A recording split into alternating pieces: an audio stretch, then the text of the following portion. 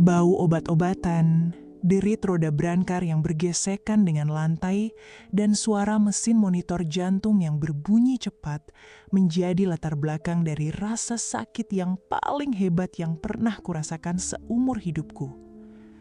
Perutku seperti disayat pisau tumpul yang terus diputar. Aku, Desi, sedang berbaring tak berdaya di atas ranjang IGD Rumah Sakit Medika Jakarta, bertaruh nyawa dengan kesadaran yang timbul tenggelam. Di sampingku, Rama, laki-laki yang sudah 5 tahun ini menjadi suamiku, sama sekali tidak menggenggam tanganku. Dia justru sedang bersedekah amarah kepada perawat yang menyodorkan selembar kertas. "Tanda tangan apa lagi, suster? Biayanya sampai 50 juta. Ini pemerasan." Suara Rama menggelegar, tidak peduli dengan pandangan orang-orang di sekitar kami. "Maaf Pak, ini surat persetujuan operasi Cito. Usus buntu istri Bapak sudah pecah dan infeksi sudah menyebar ke rongga perut. Jika tidak segera dioperasi dalam hitungan jam, nyawa Ibu Desi bisa melayang." Jelas perawat itu dengan nada sabar yang dipaksakan. Rama berdecak keras. Dia menatapku bukan dengan rasa kasihan, melainkan dengan tatapan penuh beban seolah aku adalah barang rusak yang menyusahkan pengeluarannya. "Mahal banget, lagian belum tentu mati kan? Biarkan saja dulu, kita bawa pulang saja, nanti saya obati pakai herbal." "Tapi Pak, ini kondisinya darurat." "Saya suaminya, saya yang berhak menentukan," bentak Rama, merebut pulpen dari tangan perawat dan menuliskan kata menolak dengan huruf kapital besar di atas materai, lalu melempar papan jalan itu ke dada sang perawat. Air mataku menetes di sela rasa sakit yang menghimpit dada. 5 tahun aku melayaninya seperti pembantu tanpa digaji, menuruti semua kemauannya dan mengabaikan rasa sakit di perutku selama berhari-hari, karena dia bilang aku hanya manja. Sekarang, di saat aku sekarat, dia bahkan tidak sudi mengeluarkan uang untuk menyelamatkan nyawaku. Tiba-tiba, tirai pembatas IGD disibat dengan kasar. Seorang pria dengan jas putih dokter spesialis dalam melangkah masuk.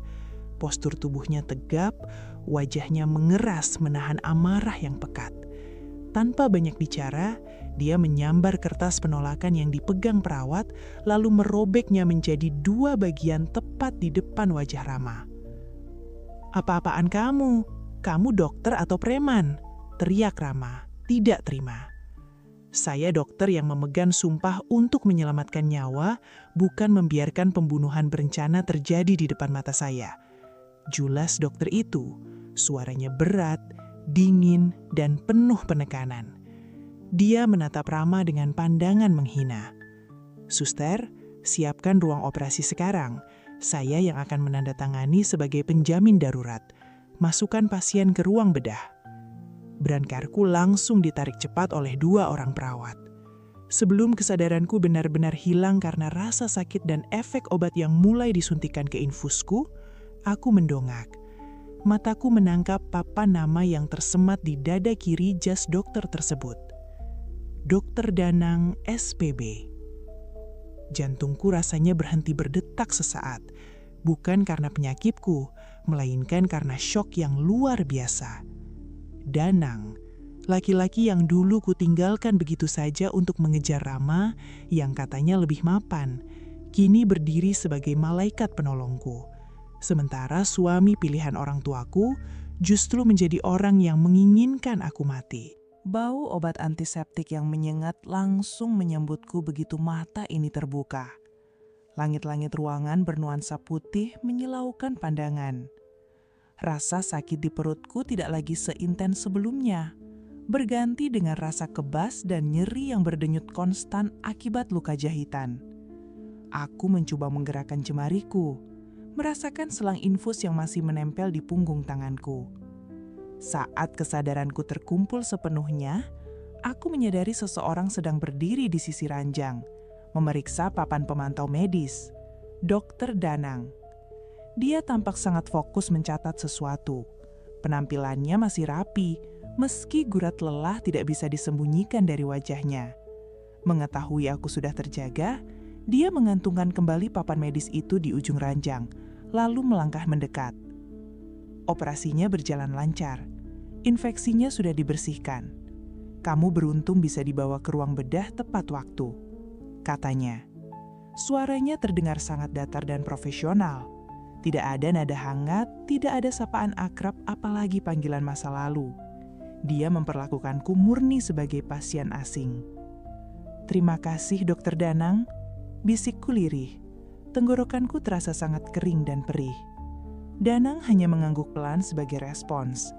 Dia mulai memeriksa selang drainase di samping ranjangku tanpa menyentuh kulitku secara langsung jika tidak diperlukan. Sikap dinginnya membuat dadaku terasa sesak oleh penyesalan yang mendadak menyeruak.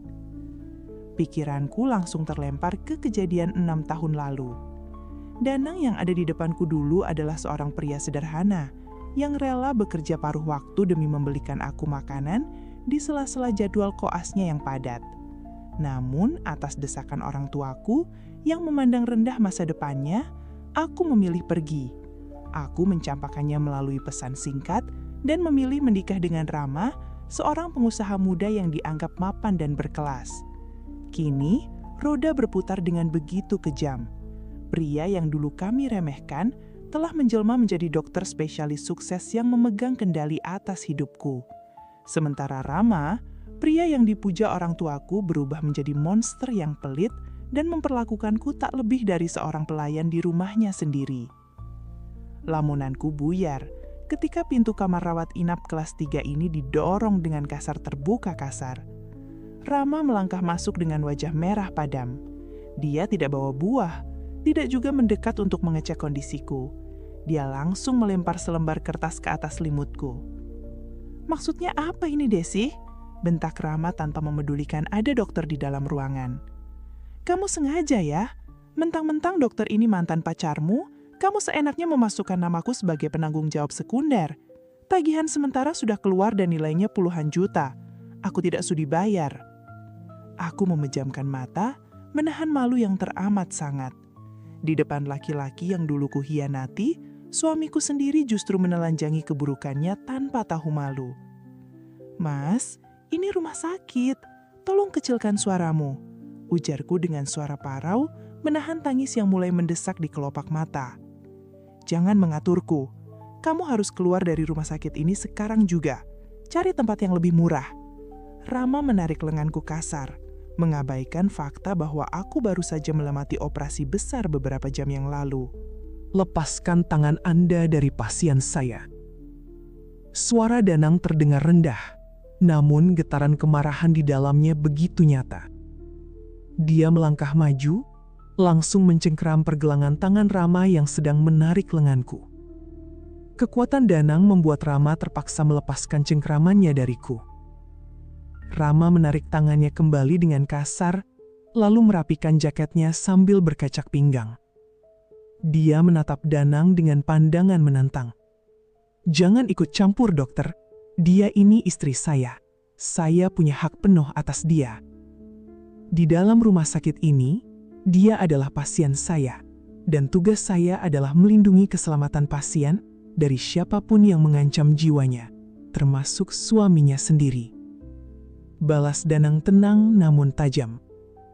"Tindakan Anda memaksa pasien pasca operasi besar untuk mobilisasi adalah pelanggaran medis. Jika jahitan di perutnya robek dan terjadi pendarahan dalam, Anda bisa dituntut secara hukum." Rama tertawa remeh, menyembunyikan kepanikannya. Dia menunjuk wajahku dengan telunjuknya yang gemetar. "Oh, saya paham sekarang. Jadi ini alasan kamu menolak pulang waktu perutmu mulai sakit kemarin, Desi. Kamu sengaja mendaftar ke rumah sakit ini supaya bisa bertemu mantan pacarmu, kan? Kalian berselingkuh di belakangku." "Cukup, Mas." Tangisku akhirnya pecah. Rasa sakit di perutku kalah hebat dengan rasa perih di dadaku. Aku bahkan tidak tahu Danang bekerja di sini. "Aku hampir mati, Mas. Kenapa pikiranmu begitu kotor?" "Halah, tidak usah berlagak suci. Pantas saja dokter ini rela menjadi penjamin biaya. Ternyata kalian ada main di belakangku." Rama berteriak, mengabaikan tatapan beberapa perawat yang mulai melongok ke dalam kamar karena keributan itu. Dia kemudian menatapku dengan pandangan penuh jijik. Dengar ya Desi, kamu sudah mempermalukan aku. Mulai hari ini, aku tidak akan membiayai sepeser pun pengobatanmu. Aku akan mengurus surat cerai. Jangan harap kamu bisa membawa harta atau barang apapun dari rumahku. Setelah meluapkan ancamannya, Rama berbalik dan melangkah keluar dari kamar rawat sambil membanting pintu dengan sangat keras. Suara dentuman itu membuat tubuhku tersenjak. Kamar seketika menjadi hening. Aku menutupi wajahku dengan kedua tangan, menangis sejadi-jadinya sampai dadaku sesak. Aku merasa menjadi wanita paling menyedihkan di dunia. Harga diriku telah diinjak-injak sampai habis oleh suamiku sendiri. Dan ironisnya, semua kehancuran ini disaksikan langsung oleh Danang, pria yang dulu pernah berjanji akan menjagaku, namun kusia-siakan begitu saja. Aku ingin meminta maaf pada Danang atas keributan ini, namun lidahku terasa luar biasa keluh.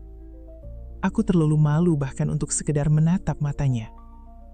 Sayup-sayup aku mendengar langkah kaki Danang mendekat ke sisi ranjang.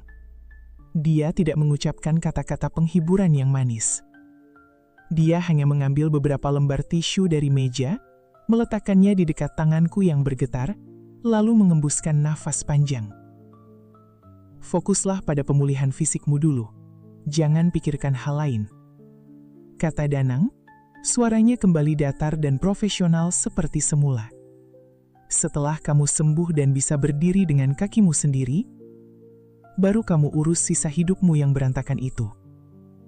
Tanpa menunggu jawabanku, Danang berbalik dan berjalan keluar kamar, meninggalkan aku yang tenggelam dalam penyesalan yang teramat dalam.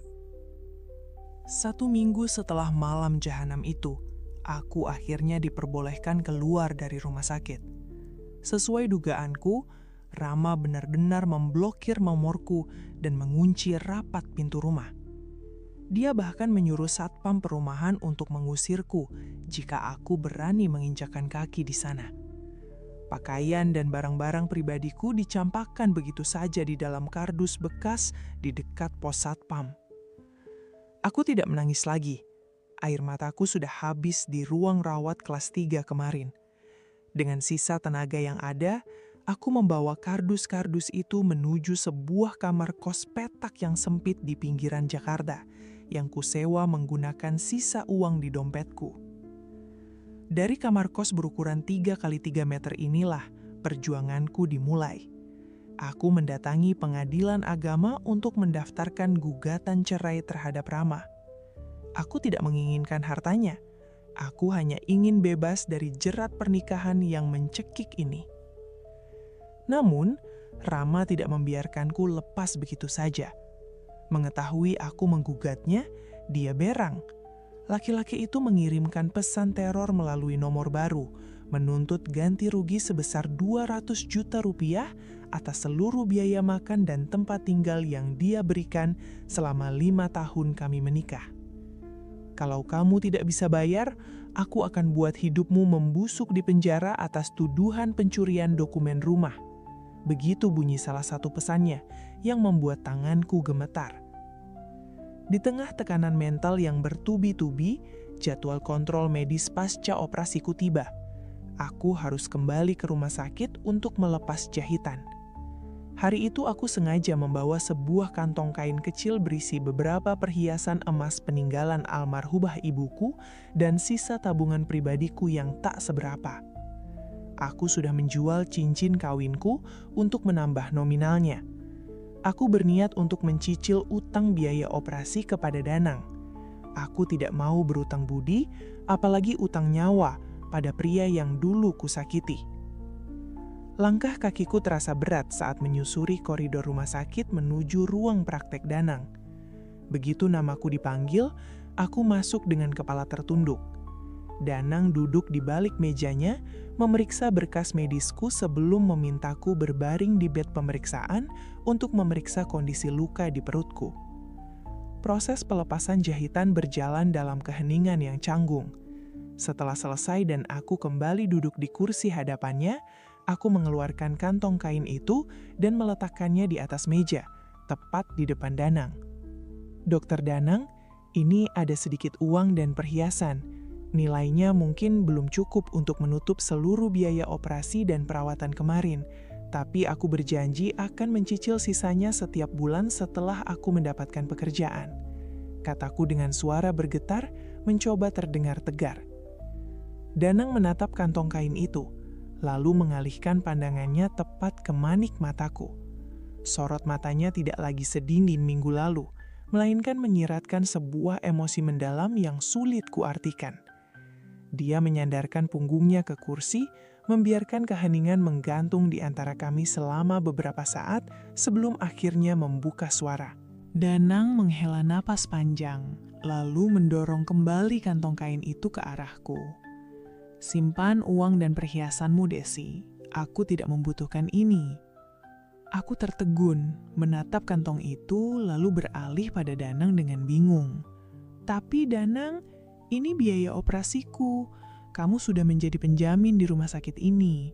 Aku tidak mau membebanimu, apalagi setelah semua hal buruk yang kulakukan padamu dulu.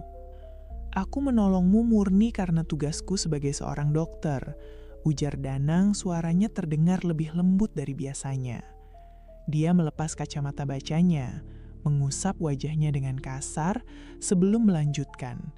"Dan karena aku tidak akan pernah bisa memaafkan diriku sendiri jika membiarkan wanita yang pernah mengajari aku cinta mati sia-sia di depan mataku." Mendengar kalimat itu, pertahananku runtuh. Air mata yang sejak tadi kutahan kini mengalir deras membasahi pipi.